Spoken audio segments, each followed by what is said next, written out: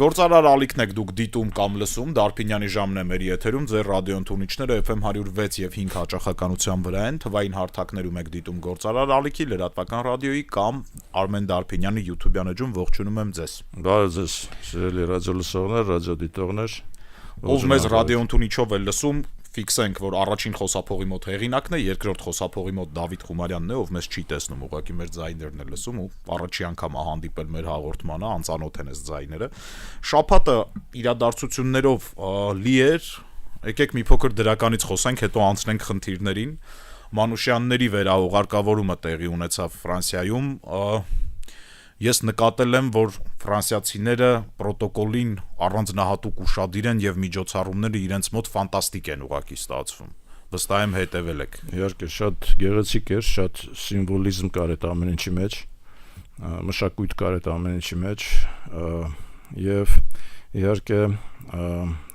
շատ բարձր վերաբերմունք կար դեպի Մանուշյանը եւ իհարկե դեպի հայերիս։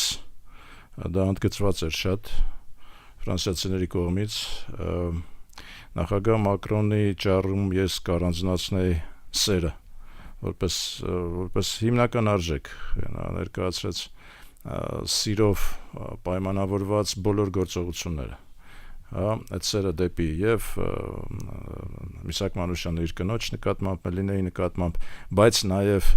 այդ սերը տրանսֆորմացվել էր դեպի Ֆրանսիա, այդ սերը տրանսֆորմացվել էր նաեւ դեպի իր արժեքներ եւ Ֆրանսիան Միսակ Մանուշյանին վերաթաղեց նույնպես սիրով, սերը որպես հիմնական արժեք էր այնտեղ ներկայացված։ Սիմվոլիզմը կայանում էր նրանում, որ փետրվարի 21-ին 44 թվականի, այսինքն 80 տարի առաջ հենց նույն օրն էր հուղարկավորվել, այսինքն սպանվել եւ գերեզման էր գտել Միսակ Մանուշյանը։ Մելինեն իհարկե դրանից հետո երկար ժամանակ ապրել էր եւ նաեւ այցելել էր սովետական Հայաստան։ Ես նկարներն եմ տեսել բավական հետաքրքիր նրա կողմից Հայաստանին ծանոթանալու, առնչվելու եւ գիտեք ցավալի է, որ նրանք ժառանգներ չունեցան։ Ցավալի է նաեւ, որ Մելինեն Միսակից հետո նույնպես չունեցավ ժառանգ, բայց ես կարծում եմ, որ մենք հայերս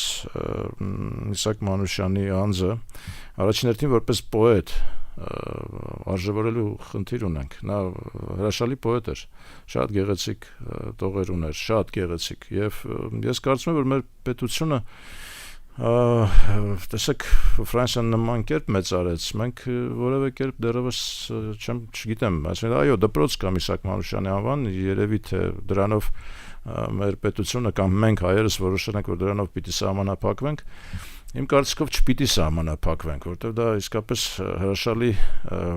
բանաստեղծ էր Միսակ Մանուշյանը եւ մենք պիտի հրատարակենք, վերահրատարակենք, թարգմանենք տարբեր լեզուներով, աշխարհին ներկայացնենք, հասկանում եք։ Ես վստահ եմ, որ օրինակ ռուսերենով Միսակ Մանուշյանի բանաստեղծությունները չկան։ Ես վստահ եմ, որ նույն ռուսախոս թեկուզ եւ մեր հայերը ծանոթ չեն նրան, ծանոթ չեն նրա ստեղծագործությանը, ծանոթ չեն նրա մոտեցումներին, արժեքներին եւ այլն։ Սա շատ կարեւոր խնդիր է իմ կարծիքով,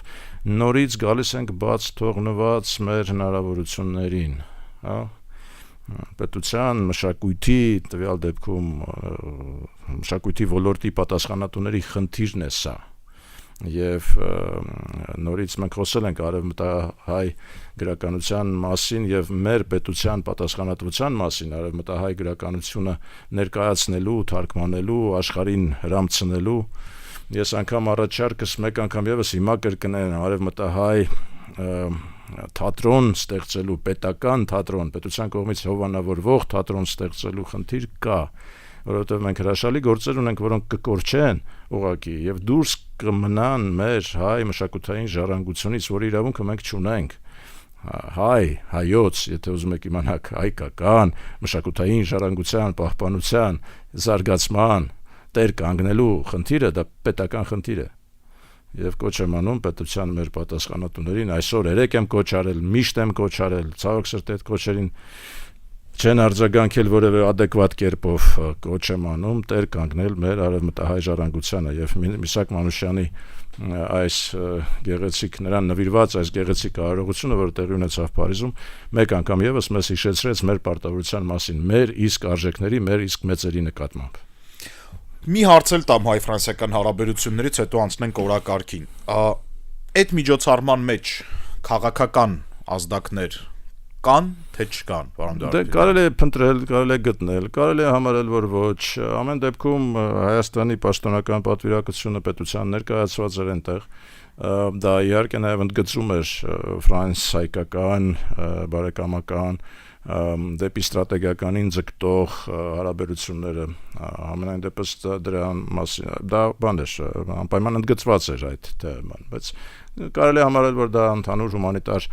արժեք ունեցող միջոցառում էր, բայց հարցը նաև միջոցառումը չի, չէ՞ որ այնտեղ տեղի ունեցան նաև բանակցություններ, այսինքն Ֆրանսիայի պաշտպանության նախարարը եկավ Հայաստան դրանից հետո։ Պաշտոնական հանդիպումներ տեղի ունեցան, պայմանավորվածություն, հայտարարություններ հնչեցին, դա միայն, այսինքն տեղի ունեցավ Մակրոն-Փաշինյան հանդիպումը, որի արդյունքում հայտարարություններ եղան, այսինքն դա նաև կարելի ասել նաև մաս էր պաշտոնական միջոցառումների, պաշտոնական այցի։ Այնպես որ եթե դա տեղավորել այդ ընդհանուր կոնտեքստում, այո, բայց եթե կոնտեքստից դուրս նայենք, դա գեղեցիկ հումանիտար մշակութային միջոցառում է շատ։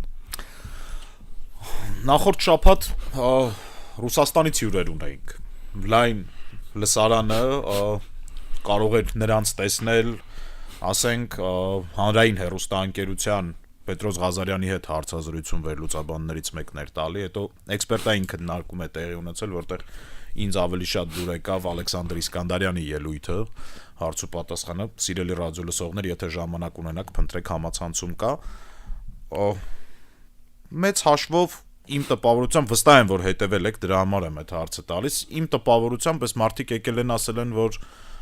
դեռևս մեր վրա հույս չդնեք, բայց հեռու էլ մի գնացեք։ Տենց մի ձեր հարցերը տեղ լուծեք առանց մեզ, բայց հեռու էլ շատ մի գնացեք, որովհետև եթե հեռու գնաք, շատ վատ կլինի։ Ես տենց ընկալեցի այդ մարդկանց խոսքերը։ Շատ լավ, ես մի քիչ այլ կերպ ընկալեցի և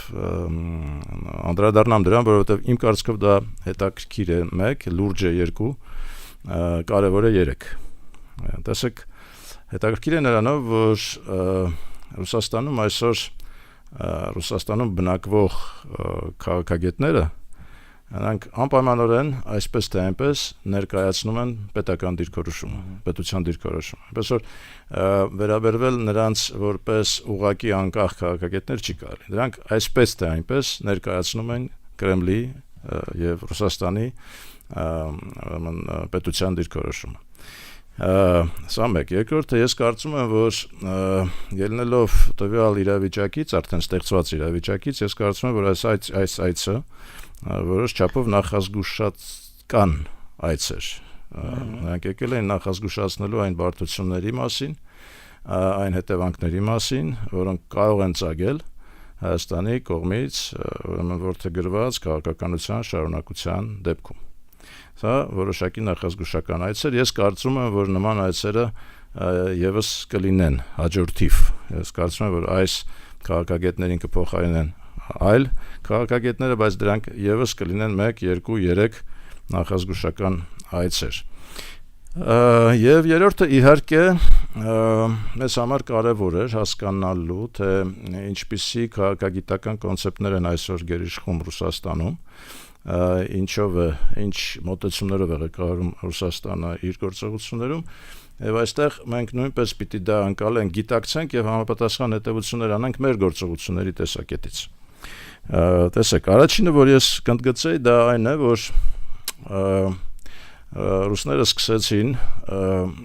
այս գործողությունները Ուկրաինայում որպես հատուկ ռազմական գործողություն, չէ, օպերացիա, սպեցիալնա военная օպերացիա։ Անգամ նրանք պատժում էին այն քաղաքագետներին, որոնք դա կոչում էին պատերազմ։ Լրագրողներին, քաղաքագետներին, բլոգերներին, այո։ Հիմա արդեն բացահայտ ասվում է, որ պատերազմ է սա։ Սա այլևս այդ հատուկ գործողություն չէ։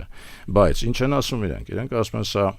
հատուկ գործողությունը ուղղակի ուղղված էր Ուկրաինայի դեմ եւ ուղղությամբ։ ՆԱՏՕ-ի հետ պատերազմը եւ վեստերն աշխարհի ՆԱՏՕ-ի հետ, սա ուրեմն լրիվ ուրիշ պատերազմ է։ Ավելին, իրենք ասում են, որ առաջին էտապը այդ պատերազմի, առաջին դրվագը արդեն ավարտված է եւ ավարտված է Ռուսաստանի հաղթանակով։ Իրանք դա կոչում են պրոքսի ՆԱՏՕ, այսինքն Ուկրաինան որպես պրոքսի ՆԱՏՕ, առաջին դրվագը պարտվել է Ուկրաինան, ավարտվել է Ռուսաստանի հաղթանակով եւ հիմա արդեն այն պատերազմը, որը ծավալվելու է կամ ծավալվել է արդեն իսկ ՆԱՏՕ-ի Ռուսաստան-ՆԱՏՕ հարաբերություններում շարունակվելու եւ Ռուսաստանը իհարկե տրամադրված է հաղթանակի։ Սա առաջինն է։ Երկրորդը ընդգծված էր այն, որ սա երկարատև պատմություն է եւ պիտի բոլորը պատրաստ լինեն երկար ընթացող պատերազմին։ Անգամ համեմատություն բերվեց Իրաքի եւ Իրանի եւ Իրաքի 80-ականներին տևած 8 տարի պատերազմի հետ, այդ համեմատությունը, այսինքն ներկայացվեց իրենց պատրաստակամությունը եւ իրենց տրամադրվածությունը, սա ունենալ որպես երկարատև պատմություն։ Երրորդը իհարկե ոչ միայն այս կոնկրետ մեզ այցելած քաղաքագետների, նաեւ Ռուսաստանի պաշտոնական դիրքորոշման մեջ ես նկատում եմ արդեն այս պատերազմի բնորոշումը որպես հայրենական պատերազմ։ Այսինքն սա այն պատերազմ է, որ պարտություն չի ենթադրում Ռուսաստանի կողմից, սա չի ենթադրում պարտություն։ Դուք գիտեք, որ սահմանադրությունում համապատասխան փոփոխություններ տեղի ունեցան, այս Դոնբասի, Լուգանսկի տարածքները պաշտոնապես ընդգրկվեցին արդեն Ռուսաստանի Դաշնության սահմանադրության մեջ որպես ֆեդերալ ուրեմն կառույցներ, միավորներ եւ այլևս դրանից հետո եւ հիմա հատկապես Ռուսաստանի կողմից այս պատերազմը գնահատվում է որպես հայրենական պատերազմ, որտեղ պարտություն հնարավոր չէ, պարտություն չի կարող լինել։ Հիմա, այսինքն պատերազմը արդեն ռուսական կոնցեպտով իրականացվում է սեփական տարածքները պաշտպանելու եւ ուրեմն թույլ չտալու նրանց գրավումը։ Սա շատ լրջացրեց, այսինքն սա մոտեցնում է արդեն հաջորդ քայլի, որ Ռուսաստանը այս պարագայում ցանկացած գործողության պատրաստ է լինելու։ Եվ սա բացահայտ կերպով նույն ասենք Դմիտրի Մեդվեդևը ներկայացնում է հաճախ է խոսում հաճախակի, բայց մենք կկրակենք Մեդվեդևը զենքով։ Այո, դա պես նա հասարակ բլոգեր չի, էլի, նա պաշտոնական կարծիքն է ներկայացնում։ Չորրորդը, որը շատ կարևոր էր եւ մեզ էր վերաբերում, ասվեց հետեւյալը, որ Ռուսաստանը իհարկե եթե Հայաստանը շարունակի իր այս դիրքորոշումը ուրեմն պրո-արևմտյան եւ հակառուսական, ինչպես իրենք են գնահատում, Ռուսաստանը իր ուժերով իհարկե չի հարձակվի Հայաստանի վրա, դա կանի Ադրբեջանի ուժերով։ Դա գրեթե բացահայտ ասվեց։ Դրա մասին բացահայտ ասվեց։ Եվ իհարկե ասվեց նաեւ, որ որպես հաջորդ քայլ հակառուսական իրենք կդիտարկեին Զելենսկու հնարավոր այցը, որի վերաբերյալ մեծ աղմուկ կա հիմա արդեն, ես չգիտեմ ինչքանով է դա հիմնավորված, ինչքանով ոչ, բայց աղմուկը բավական լուրջ է եւ բավական լայն։ Իմ մոտեցումը այստեղ կայանում է նրանում, որ Զելենսկին նախ Ռուսաստանում ընկալվում է որպես համար մեկ թշնամի։ Երկրորդը Զելենսկին եթե այցելում է որևէ երկիր, նա այցելում է երկու նպատակով, կամ պիտի փող վերցնի այդ երկրից, կամ պիտի զենք վերցնի, կամ փողի կամ զենքի խնդիր է, այսինքն նրա այցելությունները պատերազմող երկիր է, չէ, Ուկրաինան։ Հիմա եթե Զելենսկին միտեղ այցելում է, դա կամ պիտի փողի համար լինի, կամ պիտի զենքի համար լինի։ Հայաստանը նրան չի կարող տալ ոչ փող, ոչ զենք։ Ակնհայտ է, չէ, այսինքն Բաքուն կարող է, որովհետև մեզնից հետո Բաքու էլ է գնալու։ Վստահ չեմ, այնտեղ կարծես ես վստահ չեմ, որ գնալու է Բաքու, որովհետև կարծես թե Բաքուն հերքեց, որ նման խնդիր չկա, ի տարբերություն մեզ։ Այսինքն ինչ որ բան հաղորդագրություն եղավ, որ Բաքվի հետ դա համաձայնեցված չի։ Ես վստահ չեմ, որ Բաքու գնալու է, ես վստահ չեմ, որ այստեղ գալու, վստահ չեմ, որ ընդհանրապես այդ աղմուկը բան ունի, իմաստ ունի, բայց ամենայն դեպս այդ բանը կա, այդ մտավախությունը կա, որ եթե նման այց տեղի ունենալու, եթե տեղի ունենալու եւ Հայաստան եւ Ադրբեջան, օրակարգը որն է, այսինքն սա արևմտյան օրակարգ է։ Ես մեծ հաշվով իմ համար էլ է անհասկանալի։ Ոսկ Զելենսկին գալիս է Երևան ինչ անի, հետո գնում է Բաքու ինչ անի, էլի։ Դա նշանակում է, որ դա տեսեք, հայ-ուկրաինական առանձին օրակարգ մենք չունենք։ Խնդիր, որ այսօր ծագած լինի, որը հայ-ուկրաինական շատ լավ, բարեկամական երկիր է, ուրեմն մենք միշտ ցանկացել ենք, որ լավ լինի, բարգավաճեն, ուրեմն պատերազմ չլինի եւ այլն, բայց մենք չունենք օրակարգ։ Եվ ինքը չունի իր օրակարգը, որովհետեւ իր օրակարգը զենքն է եւ փողը։ Մենք չունենք ոչ զենք, ոչ փող։ Սա նշանակում է, որ այդ այցը սպասարկելու է արևմտյան օրակարգը։ Ուրիշ օրակարգ, հա? Այսինքն մենք դառնում ենք կարող է մեր օրակարգն ու արևմտյան օրակարգը այլևս նույն օրակարգն է։ Հիմա այստեղ դա նշանակում է, որ մեր տարածքը կդառնա արևմտյան օրակարգի եւ ռուսական օրակարգի ուղղակի պատերազմի բախման կետ եւ դրանից մենք չենք շահի, դրանից մենք միայն կտուժենք։ Մենք պետք է հնարավորին չափ զերծ մնանք այդ նմանատիպ զարգացումներից եւ գիտեք ինչ կա, հիմա մեզ այո, դա կամ մենք ուրեմն ասում ենք կամ մեղադրում ենք նախկին իշխանություններին, որ նրանք սպասարկում են ռուսական օրակարգ։ Հիմա եթե այս իշխանությունները սպասարկում են արևմտյան օրակարգը, տարբերություն ես չեմ տեսնում։ Կամ պիտի քո օրակարգը սպասարկես, կամ պիտի փորձես զերծ մնալ ընդհանրապես այլ օրակարգեր սպասարկելուց։ Տվյալ պարագայում ես տեսնում եմ, որ մենք հակառակը դառնում ենք գործիք այլ օրակարգեր սպասարկելու համար, իսկ ինձ համար դա անընդունելու է թե ռուսական, թե արևմտյան օրակարգ սպասարկելու, մենք դա սուվերենության պակասի մասին է խոսում։ Ցավոք սրտի մենք այս խնդիրը ունենք, անգամ ոչ թե պակասի, այլ բացակայության, եթե ստացվում է, որ տեսեք, թող Զելենսկին գնա Վրաստան։ Տեսնենք, ասենք Վրաստան, որը որ համար 1 արևմտամետ երկիրն է մեր տարածաշրջանում այս պահի դրությամբ, գոնե ֆորմալ, որովհետև նրանք արդեն տեխնացու են, որ դառնան Եվրամիության անդամ, բանակցություններ սկսեն եւ այլն։ Թող գնա Վրաստան, տեսնենք կգնա Վրաստան, չի գնա Վրաստան, հասկանում եք, որովհետև Վրաստանի հետ նա խնդիրներ ունի, որովհետև Վրաստանը չմիացավ հակառուսական պատժամիջոցներին եւ այլն։ Այսինքն մենք այստեղ խնդիր ունենք, ես կարծում եմ, որ սա պիտի շատ ավելի զգուշ մոտենանք մենք սրան, որովհետև դա իմ կարծիքով Ռուսաստանի համար դա կլինի ուղղակի շատ զգայուն, այսպես ասած, հարց եւ հարված, որի իմաստը ես չեմ տեսնում այսօր։ Իսկապես չեմ տեսնում։ Այսինքն ինչ պիտի բերի Զելենսկին այս տարածաշրջանին։ Որը բան չի կարող բերել։ Տեսեք, Միացյալ Նահանգները 4 անգամ Բլինկենը գնաց եկավ Մերձավոր Արևելք, Իսրայել, հանդիպեց արաբական երկրների օրակարգը մեկն էր, պատերազմը կանգնացնել։ Չկարողացավ։ Միացյալ Նահանգները չկարողացան կանգնեցնել Իսրայելի եւ Համասի միջև պատերազմը։ Չկարողացան գալ որևէ համաձայնության։ 4 անգամ ինքը Միացյալ Նահանգներից հատուկ չվերթներով թռնում էր ռեգիոն եւ դուրս էր գալիս։ Այսինքն, եթե Միացյալ Նահանգները չկարողացան այնտեղ կանգնեցնել պատերազմը, ինչպես պիտի Արևմուտքը այստեղ կանգնեցնի պատերազմը։ Կարծում եք չի կարող։ Ես կարծում եմ կարող է, ուղղակի ցանկությունը չունի։ Ինչի՞ չէ։ Նա ցանկություն ունի Իսրայելը չկարողացավ, Իսրայելը չենթարկվեց, ուր է երաշխիքը, որ Թուրքիան կենթարկվի։ Ես չունեմ այդ երաշխիքը։ Չունեմ այդ երաշխիքը։ Ես չեմ ասում Ադրբեջանը։ Ես չեմ ասում Ադրբեջանը, ես ասում Թուրքիան։ Այսինքն որովհետև Ադրբեջանի ցանկացած գործողություն համաձայնեցված է լինելու Թուրքիայի հետ։ Եթե պատերազմական իրողության առջև մենք կանգնենք, դա նշանակում է, որ Թուրքիայում է։ Պարոն Դարբինյան, հիմա արևմտամետ ռադիոլսողներն ու դիտողները հարց են տալու, էլի, ու ես կարծում եմ, որ այդ հարցը լեգիտիմ է, իրավունք ունի։ Բա այլընտրանքը ո՞րն է։ Հիմա այդ ռուս փորձագետները գալիս են, ասում են Ժորժ ջան, Ֆրանսիայից մի առեք զենք, այլընտրանք եք ուզում, Կորեայից առեք այդ զենքը, մի առեք մեր թշնամուց։ Մի քիչ այդպես չէր, մի քիչ այդպես չէր։ Այսինքն, տեսեք, նորից, տեսեք։ Հիմա մենք շատ լավ է որ զենք ենք գնում, ուղղակի պիտի վստահ լինենք, որ մենք զենքը գնում ենք ծրագրավորված, համակարգված, հասկանալով թե ինչ ենք գնում եւ ինչի համար, հա, որն է ստրատեգիան։ Այդ ամենը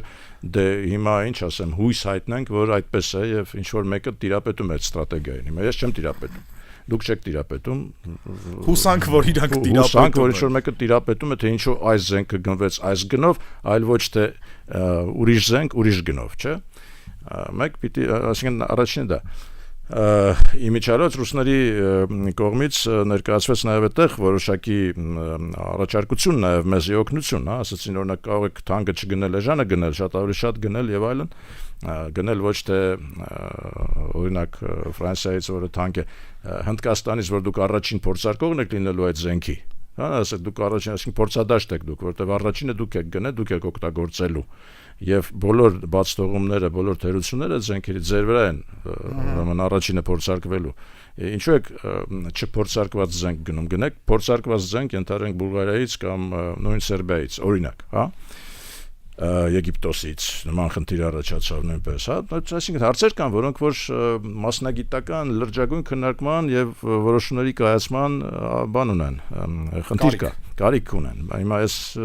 վստահ լինենք, հույս հայտնենք, որ այդ որոշումները մասնագիտական քննարկման եւ այդ լրջագույն քննարկման արդյունք են, որ Ֆրանսիայից պետք է գնել սա, նա եւ այլն։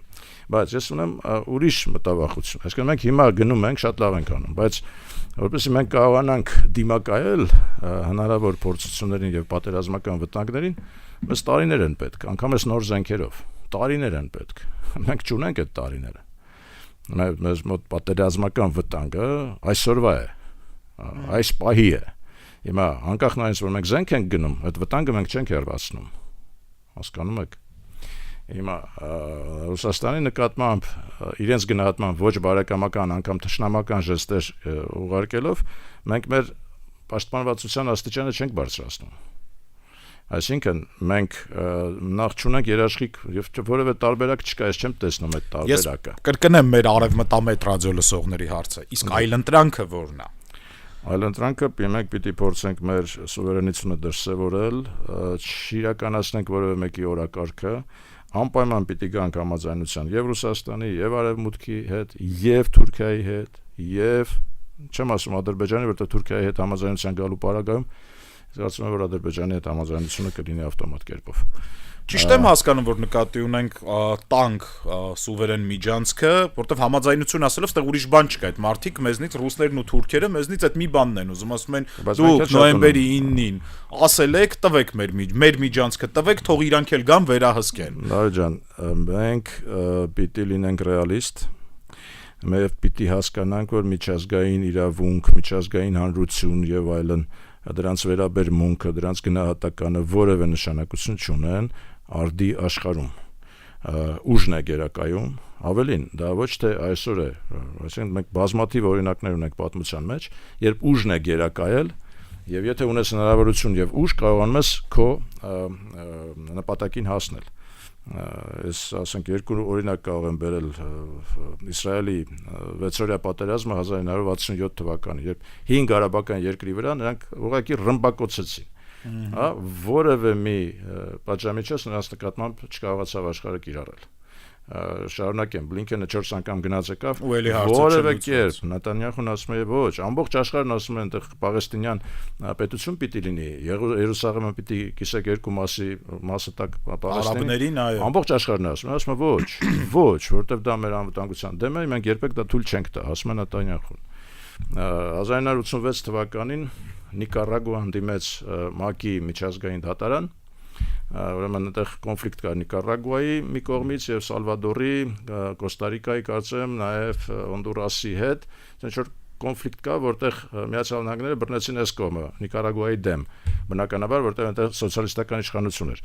ՄԱԿ-ի միջազգային դատարանը Միացյալ Նահանգների դեմ որոշում կայացրեց իօգուտ Նիկարագուայի, որևէ մեկը դա չկատարեց։ Միացյալ Նահանգները հասան նրան, որ 1992 թվականին Նիկարագուայում իշխանությունը փոխվեց, ուղղակի այնտեղ իրենք տրանսֆորմացրեցին իշխանությունը, եկավ նոր իշխանություն, ասաց Ամերիկան ճիշտ է, մենք սխալ, հասկանում եք։ Միջազգային իրավունքով եւ այլն օրենքներով որոշումներ են կայացվել։ Եվ վերջապես Բուշի դոկտրինա, այսպես ասած, գոյություն ունի։ Ջորջ Բուշ կրտսերը 2002 թվականին հրապարակեց մի շարք փաստաթղթեր, որոնց իմաստը հետևելն էր։ Ուրեմն ուժը կարող ես գործադրել եւ կիրառել ոչ միայն ռեալ վտանգի պարագայում, այլ նաեւ պոտենցիալ վտանգ։ Եթե դու զգում ես, որ դու պոտենցիալ վտանգ ունես, դու իրավունք ունես ուժ կիրառելու։ Եվ Հարավսլավիայի ռմբակոծումը Բելգրադի ռմբակոծումը իրենք հիմնավորեցին հենց դրանով, որովհետեւ մենք տեսնում ենք պոտենցիալ վտանգ, մենք խփում ենք, որպես այդ պոտենցիալ վտանգը վնասազերծենք։ Մեծ հաշվով Իրաքն էլ էր այդպես, մեծ հաշվով Ադրբեջանի, ուրեմն Ալիևի դիրքորոշումը վերջին Ղարաբաղյան պատերազմի վերաբերյալ հենց նույնն էր, այսինքն նրանք պոտենցիալ վտանգ էին փորձում եւ այդպես են ներկայացնում աշխարհին։ Նաեւ Հայաստանի տարածքի վրա նրանց հարձակումը նրանք հիմնավորում են նրանով, որ պոտենցիալ վտանգ է ներկայացնում Հայաստան, դրա համար մենք պիտի կառավարենք, տիրապետենք այդ բարձունքներին, որպեսզի կարողանանք վնասազերծենք Հայաստանի պոտենցիալ վտանգը։ Հասկանում եք, սա է ուժի իրավունքն է։ Հիմա դուք ասում եք ինչ անենք, սրանց կծվենք, նրանց կծվենք, կծվելով չի լինի։ Պիտի կարողանանք ամեն մեկի հետ գտնենք իր հետ կապված հետաքրքրությունների ընդհանրությունը եւ փորձենք այդ ընդհանրության մեջ գտնենք մեր լավագույն դիրքը։ Չի լինի, թե չէ, ես նորից եմ կրկնում։ Հիմա նրանք ովքեր Ռուսաստանի համար ուկրաինական պատերազմը հայրենական պատերազմ, այնտեղ մինչև անգամ ամենադաժան միջոցների կգնա, եթե ինչ-որ միտեղ չկանգնի, իսկ աշխարհը այսօր պատրաստ չի կանգնեցնելու, աշխարհը այսօր զինում է, պատրաստ է զինելու, չնայած այդքան էլ լավ չի զինում Ուկրաինան օրական միջինում Ուկրաինան կորցնում է 100 զինվոր, բացահայտ թիվ է, որը արձանագրված է նույն արևմտյան աղբյուրներում։ Հիմա ինչ անենք մենք պիտի կարողանանք, նորից եմ կրկնում, սա դիվանագիտության արվեստ է եւ շնորհքն է, սա աշխարհի process-ներին տիրապետման շնորհքն է, սա պիտի ուղղակի մենք եւ պատմությունը շատ լավ իմանանք, ուսումնասիրենք եւ մեր սեփական սխալների վրա փորձենք սովորել, որովհետեւ չենք սովորում, մենք կրկնում ենք միևնույն սխալները դարեր շարունակ։ Ինչպես կարող է սա շարունակվել, դեպի ուր շարունակվել։ Այդ նույն արևմտամետները ինչ են ասում են քշեք ռուսներին, ՆԱՏՕ-ն բերեք, ՆԱՏՕ-ն, լսեք, անգամ Ուկրաինայում ՆԱՏՕ-ն պատրաստ չի մտնել։ Պրոբլեմն է, որ ինքը չի գալիս, էլի, ու ինքը ոչ թե չի գալիս, որտեվ ռուսները ստեղ են, այլ ինքը չի գալի, որտեվ ինքը չի գալիս։ Ինքը չի գալիս, որովհետեւ որևէ մեկին հետաքրքիր չի պրոբլեմատիկ երկիրը։ Հասկանում եք, պրոբլեմատիկ ազգաբնակչությունը, պրոբլեմատիկ իր հարևանների հետ պրոբլեմ ունեցող, որևէ մեկին դա հետաքրքիր չի։ Եվ հիշեք այս բառերս, իրենք անպայման բարիշելու են Ռուսաստանի հետ, մենք ենք դուժելու մեջտեղը, մենք ենք դուժելու, վաղ թե ուշ բարիշելու են, մենք հայտնվելու ենք հիմար վիճակում, եթե մենք մեզ արժանապատիվ չդրսևորենք եւ այնտեղ, հասկանում եք, անպայման գալու են նրանք, հնարավոր չի, թե չէ, այսինքն աշխարհը կամ կործանվելու է այդ միջուկային պատերազմի մեջ, կամ անպայման գալու են համաձայնության։ Ֆրանս 24-ին տված հարցազրույցում վարչապետ Փաշինյանը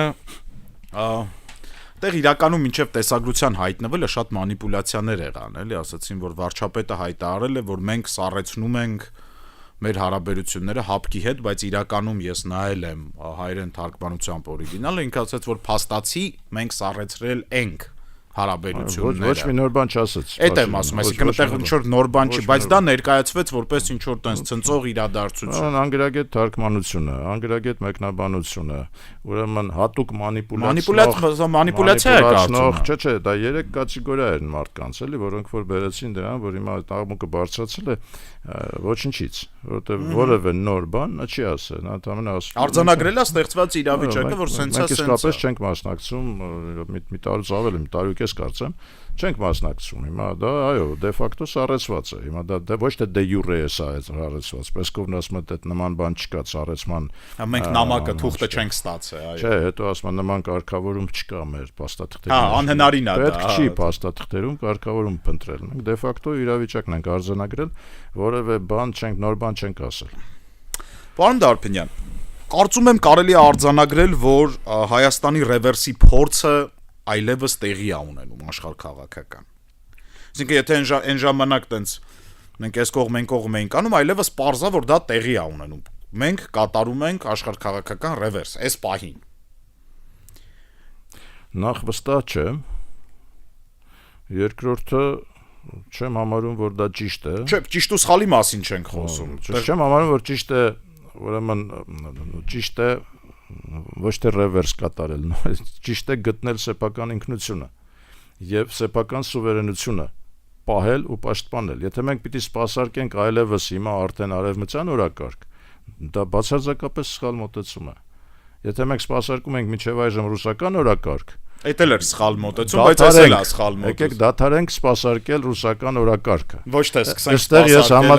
Այստեղ ես համաձայն եմ, դադարենք սպասարկել ռուսական օրակարգը, սկսենք սպասարկել գտնել սեփական օրակարգը եւ սպասարկել այն։ Բայց տեղափոխվել ռուսական օրակարգից արևմտյան օրակարգ, ինչպես օրինակ այս Զելենսկու հնարավոր այցն է, որ դա միանշանակ արևմտյան օրակարգ է։ Հիմա մենք այսինքն ինչ ենք այդտեղ, մենք բան ասենք էքսպերիմենտալ ինչ-որ տարածք ենք։ Դες պարապետը ոնց ասում էր, էլի, որ Հայաստանը որբ չի որ մազերով որ կողմուզի սանրի, բայց հիմա կարծես թե էտա։ Ես կուզեի տնտեսական ռևերսի վերաբերալ Դավիթ ջան, որպեսզի վերջացնեմ։ Ուրեմն եկեք համարենք, որ ռևերսը հետեւյալն է, որ մենք դադարում ենք սպասարկել որևէ օրակարգ։ Սա արդեն ռևերս է, սա հսկայական մեծ քայլ է, եթե մենք իսկապես կարողանանք դա իրականացնենք, բայց դրանով իսկ նոր խնդիրներ չստեղծենք, պիտի կարողանանք հարթել եւ հարաբերությունները բերենք նորմալ կոնստրուկտիվ դաշտ։ Հարաբերությունները այսօր կոնստրուկտիվ դաշտում չեն գտնվում։ Ոչ մի կողմի հետ։ Ոչ մի կողմի հետ, ոչ ռուսական կողմի, ոչ վեստերն աշխարհի։ Այո, որովհետեւ նույնն ասենք այդ ֆրանսիական այցը բան շատ լավ էր, գեղեցիկ էր, շատ գերազանց էր ամեն ինչը, բայց ասենք ինչ որ մենք ստացել ենք, մեզ որևէ կերպ չի կարող փրկել, եթե վաղը պատերազմը սկսվեց, հա։ Այո, իրենք ասացին հրթիռներ կուղարկենք, բան էսել միգուցե նախ պիտի հասկանանք ինչ գնով ենք մենք դա առնում, դա թանկ հաճույք է, էլի, ֆրանսիական հրթիռը դա էժան բան չի, դա թանկ հաճույք է, պիտի հասկանանք։ Ունենք մենք այդ հնարավորությունը, չունենք, որտեղից են գտնում այդ հնարավորությունները, սեղմվում ենք միգուցե որպեսզի կարողանանք գնել շատ լավ, բայց այսօր հրթիռը գնացինք, այդ հրթիռը սպասարկելու եւ նրա հետ նրանով պատերազմելու համար տարիներ են պետք, որպեսզի մենք դա սովորենք։ Ռուսական ինքնաթիռները օրինակ, նույնիսկ ռուսական ինքնաթիռները, որը կարծես թե մեզ ծանոթ տեխնիկա է, ասել որ հանկարծ մեզ չթվա, որ ինչ որ մենք հարց ենք լուծել եւ ինչ որ չափով երաշխավորված է այլևս մեր խաղաղությունը, ասենք, բացարձակ երաշխավորված չէ, պատերազմը կարող է սկսվել, իսկ նորից Իսրայելի օրինակով նորից կրկնեմ, որ Միացյալ Նահանգները անգամ Իսրայելում չկարողացան պատերազմը կանգնեցնել։ Ես վստահ չեմ, որ նրանք կուզենան 1 եւ կկարողանան 2 պատերազմը կանգնեցնել այստեղ։ Եվ ուրեմն մենք պիտի ապավինենք սեփական ուժերին եւ եղած հնարավորություններին եւ չանտեսենք այդ թվում ռուսական հնարավորությունները, որովհետեւ այնուամենայնիվ ռուսական բազան այստեղ է,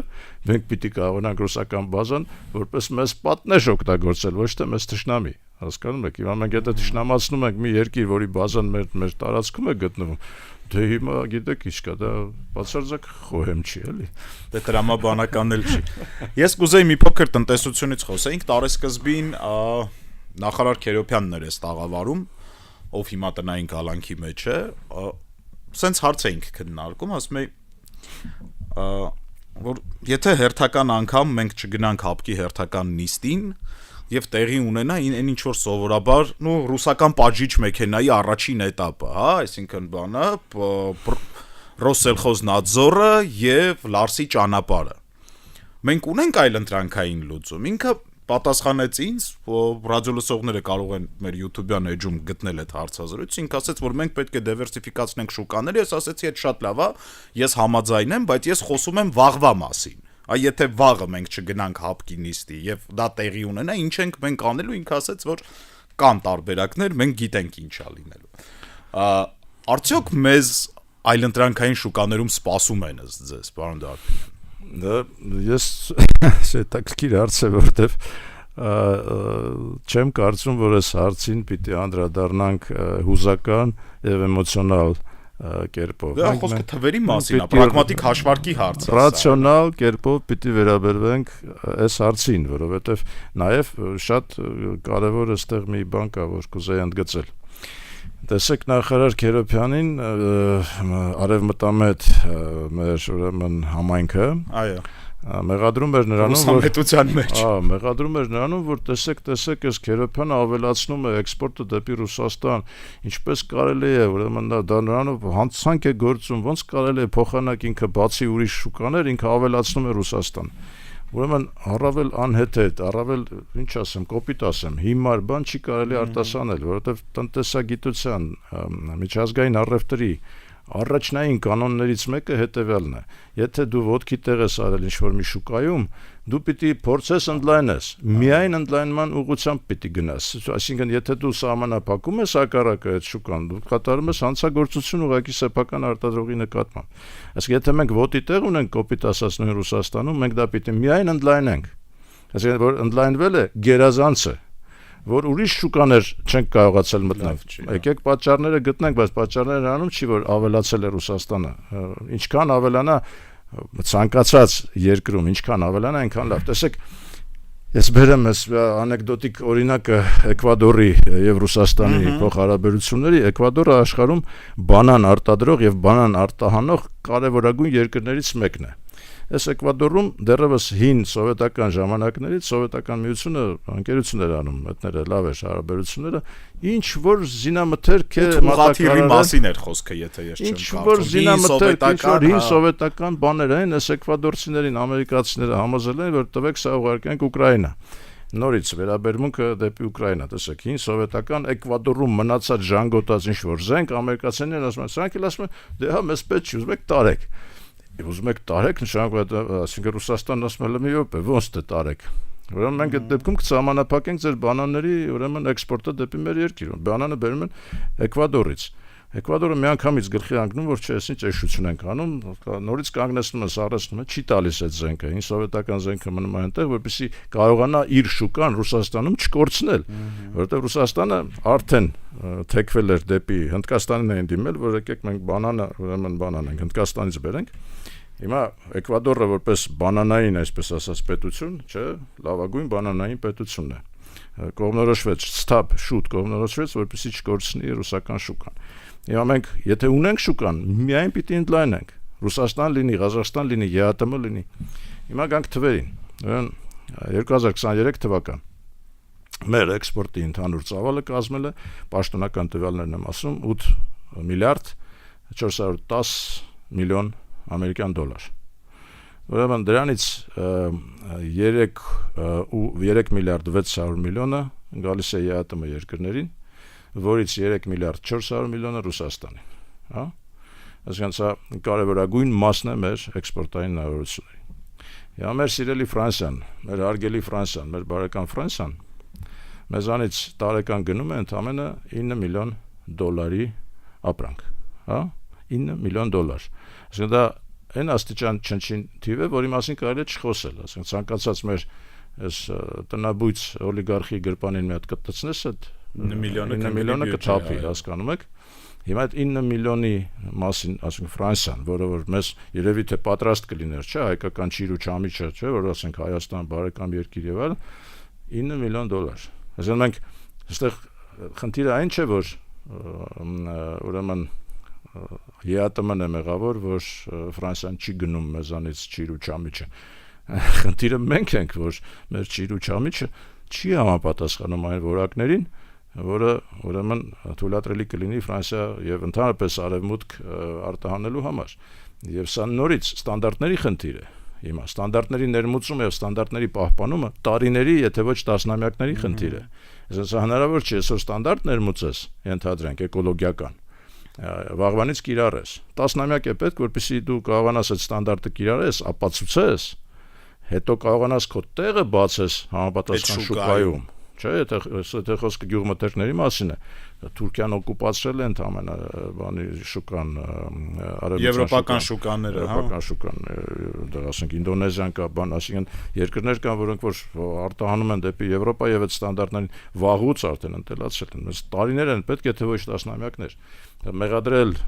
տվյալ դեպքում Քերոպյանին նրանում, որ ինքը ավելացրել է Ռուսաստանը եւ շուկա չի բացել։ Ասեմ ձեզ ավելին, շուկա բացելու խնդիրը դեռևս 99 թվականին առաջին Հայաստան Սփյուռք բանն էր, համաժողովն էր, մեծ համաժողով էր, որի կազմակերպիչներից մեկն էլ ես էի։ Ես այդ համաժողովի ժամանակ ասացի. մեզ Սփյուռքից փող պետք չի, մոռացեք փողի մասին։ Մեզ ձեզանից շուկաներ են պետք։ Յուրաքանչյուրը Սփյուռքի լավագույն ներկայացուցիչները կոնկրետ երկրում կոնկրետ շուկայի եք տիրապետում։ Օգնեք մեզ, այդ շուկայում մեր տեղը գտնելու։ Սա է ձեր միակ խնդիրը մեզ համար, որ դուք կարող օգտակար լինել։ Փողը կտակ չեք տա, դա արդեն ձեր, ասենք, բանից է կախված, էմոցիոնալ վերաբերմունքից դեպի երկիր։ Բայց ինչ էմոցիոնալ վերաբերմունքի մասին է խոսքը։ Ես անցած օրը պատահական մի հոդված եմ կարդում, տեղակ չէ, ճիշտ ասած, Ֆինլանդիայում ուրեմն ամենահայտնի կոմպոզիտորներից մեկը, եթե ոչ ամենահայտնին, հայ է։ Վլադիմիր Հակոպով, կարծեմ, ազգանունով։ Ռուսաստանում ծնված մեծացած, ասենք կոչվում է ժամանակակից ֆին երաժշտության ռավիրաներից մեկն է։ Հիմա նրա հետ, ասենք, երևի ռուսերենով Armenian Mirror-ում էր տրված այդ հոդվածը, երևի ռուսերենով ինչ-որ մեկը հարցազրույց է վերցնում, թե ինչպես եք, ոնց է երաժշտությունից եք խոսում, Արամ Խաչատրյանից են խոսում, կարծեմ Խաչատրյանի բանում կոնսերվատորիայում իր դասարանում սովորել է, եւ այլն, ասած նորմալ պատասխաններ տալիս։ Հետո ասում են, բա այդտեղ դուք ասենք Ֆինլանդիայում ոնց եք հայ համայնքով բան ոնց հանդիպում եք, ինչ որ բաներ ունեք։ Ասում եմ, դե չէ, հայ համայնքով ասում չէ, դա շատ ծանր է, որովհետև տարբեր քաղաքական հայացքներ ունեն, բան համարյա չենք հանդիպում։ Ես հասկանում եք, սա ուղղակի զառամյալ մի հատ sense բան է, զավեշտ էլ չի, սա ուղղակի խայտարակություն է։ Ֆինլանդիայում դուք, ասենք 2.5 հայ տարբեր քաղաքական հայացքներ ունեք, ձեր քաղաքական միակ մոտեցումը պիտի լինի եւ արժեքը Հայաստանի Հանրապետությունը, վերջ։ Հայաստանի Հանրապետությունը եւ նրա բարգավաճումը, վերջ, եթե Հայաստանին վերաբերյալ քաղաքական այլ մոտեցում, եթե դու դիասպորայում ես ներկայացուցիչ, դու պիտի չունենաս, հասկանում եք, ուղղակի ապշած է դրանից, մեզ պետք է այդ իմաստով իհարկե վերականգնել Սփյուռքի հետ մեր հարաբերությունը,